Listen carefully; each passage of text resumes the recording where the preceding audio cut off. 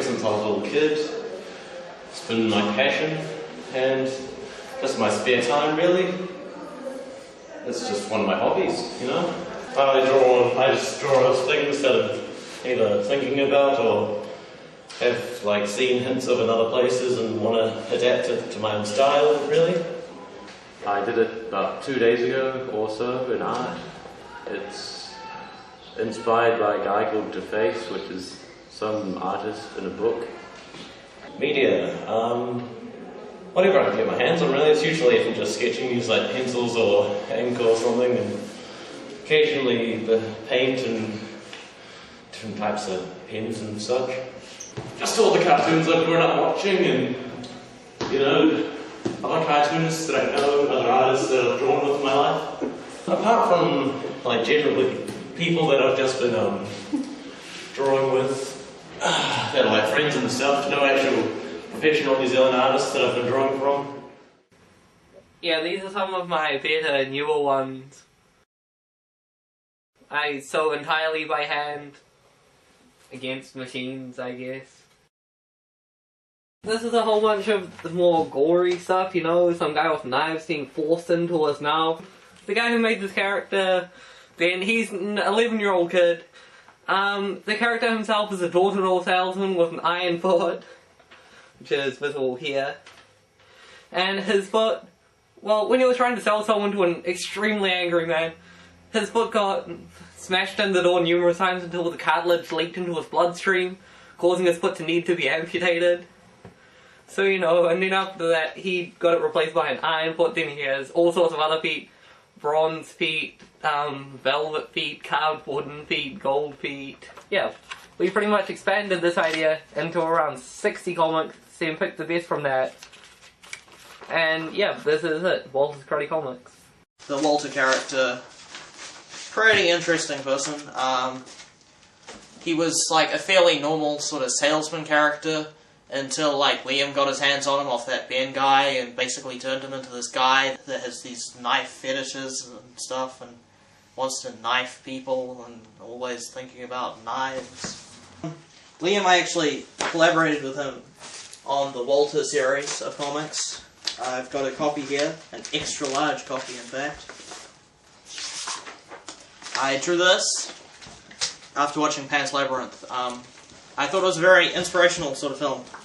Here's some upside down faces I did. These ones are extremely elaborate. So if you look here, you can see like there's the orc with the antler-like things and the blade horn thing coming out of its forehead. And now, it's an owl with a headband. Yeah, I did 3 of these. There's this one. Face. Hula dancer type person with a giant chin. And this one's probably everyone's personal favourite. Both of them involve gimp suits though. You see you got this guy, got a goatee, horns and stuff. And here it's a full person with sagging tits. Yeah. But I'm pretty sure it's male because he got the beard and stuff. I don't know what I was thinking. With my art design last year, I did a lot of it was noir inspired stuff, so I wanted a lot of high contrast work there. And limited myself pretty much to just red, black, and white as colours. Okay, these here, they're my student planners or homework diaries. The name seems to sort of fluctuate wildly. Pac-Man is running down the bottom of every page here. You gotta get the dots and stuff. Of course, there's no way to actually play it. This one had an entire comic series in it, actually. The Adventures of Generic Man. A lot of sort of demons here. I believe I was trying to do some sort of recreation of Dante's Inferno. Probably quite a lot of Cave Story fan art. Cave Story, my favourite video game ever. My aim has been to fill them completely with drawings, and with each new one to have even more drawings in it. I don't know, when I was little I just like grab a pencil and draw, and my mom said it's quite good, so I started doing art and practice that. Yeah, basically I like color pencils, and it's all in manga style. Yeah, it's not really proper art, but like this one, I quite like it because it's like, see the background and the shadow is different way. When he walks into dark, it's actually his true form. That's why the shadow shows in the white clay. Yeah. Yeah, that's a drawing I did like about 3 months ago, and it's about an idea about Japanese hooligans, those people who ride a bike on the street, and yeah. And another one is based on a Japanese samurai, but combine snake, the idea of snake. Yeah. See, the town is like separated.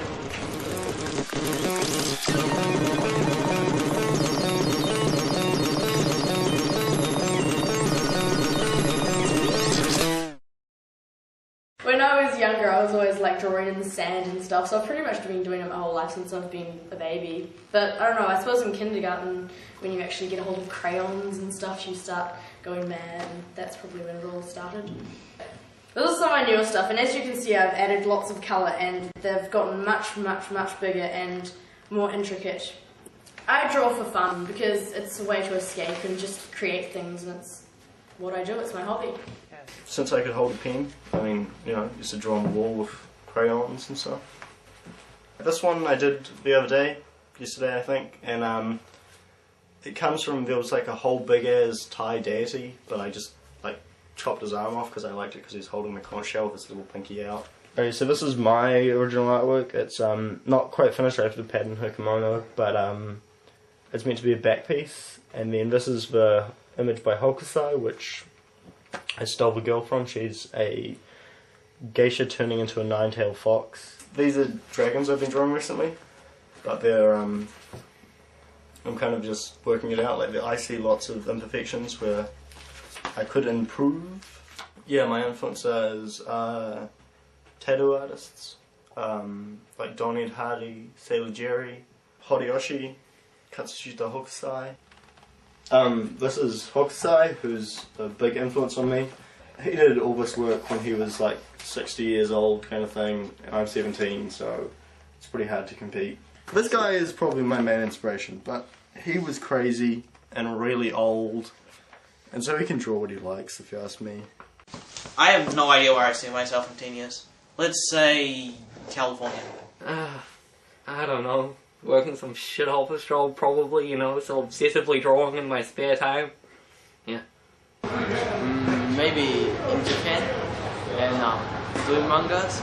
Still drawing, maybe as the job or as still a hobby, with new 10-year-long after this age influences, if that makes sense. In 10 years, I hope to be super rich, living in a huge, big, gothic vampire castle and talking to no one because I'll just be writing and drawing and being mad. In 10 years, I'd maybe like to own my own tattoo shop. And eating babies, and I'll have cobwebs everywhere, and everyone will dare each other to come up to my house and touch it and be like, oh. It'll be great. In terms of like what I'd be doing with my life, I think I'd probably be trying to get into the biz, or in the biz. We all know the biz.